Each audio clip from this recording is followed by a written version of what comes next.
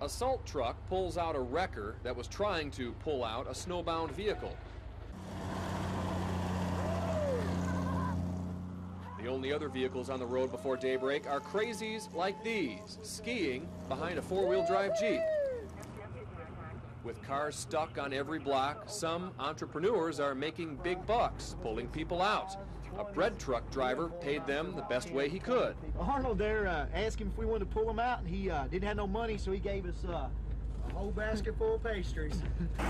The only way to free many vehicles from the grip of the snow is with construction vehicles like this. When it's got this much, it makes a big difference because you can't really dig yourself out.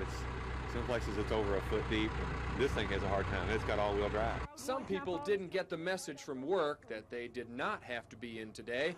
Missy Conley made it to work, but she may not be able to make it home. Trying. As far as I got, here's where we park, and I didn't get in the parking lot. You didn't make the parking lot? No. And finally, some people just give up. Dan Pierce is tired of waiting for a bus, so he buys a 12-pack of beer and heads for home. Yeah, it's not often you can go down Brownsboro on cross-country skis.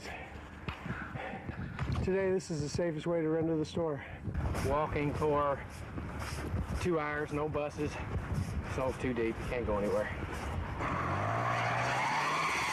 We found it kind of strange to find somebody actually walking on the interstate. It was either that or wait till the car run out of gas and freeze up there. The snow's not any big deal. It's their inability to remove it that's causing the problem. We've been sitting here for about 20 minutes, but we've been on 65 for about 3 hours.